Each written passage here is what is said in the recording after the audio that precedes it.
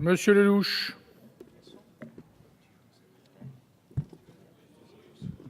Merci, Monsieur le Président.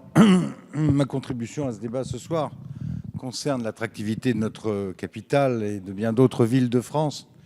Ce soir, j'espère que nous verrons s'achever correctement un parcours chaotique d'une disposition qui n'avait aucun sens économique, sauf à compromettre la compétitivité de notre ville.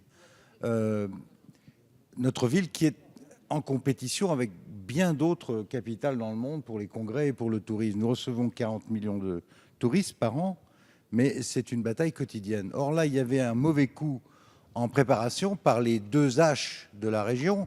Je veux parler de M. Huchon et de Mme Hidalgo. M. Huchon voulant financer ses transports et Mme Hidalgo voulant boucher un trou de 400 millions qu'elle a révélé lors du dernier Conseil de Paris la semaine dernière. Pour ça, elle veut augmenter les PV, les doubler, et puis elle cherchait de l'argent dans cette fameuse taxe de séjour. C'est un mauvais coup pour l'hôtellerie et pour l'emploi. Au moins 1300 emplois sont concernés. Tous les hôtels de la capitale et de la région sont concernés.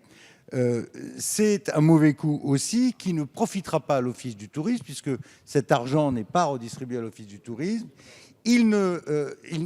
La nouvelle taxe ne concerne pas les bookings et les réservations par Internet et ceux qui louent des chambres par ailleurs. Et tout ça contredit. Et là, je veux dire mon soutien complet au ministre des Affaires étrangères, nouveau ministre du Tourisme. Monsieur Fabius, lui, a compris tout de suite que ce projet de taxe était exactement contraire au but recherché de compétitivité de notre capitale, de notre pays, et aux revenus qui sont recherchés pour essayer de limiter la casse de notre balance de commerce extérieur. Donc pour toutes ces raisons, j'espère que le gouvernement, Madame Mastier, vous faites fausse route sur ce sujet depuis le début, pour des raisons idéologiques. Je préfère la position de Monsieur Fabius, qui est quand même beaucoup plus réaliste et qui vise à préserver l'activité économique et l'emploi dans notre ville. Je suis étonné qu'une élue parisienne aille exactement à l'inverse.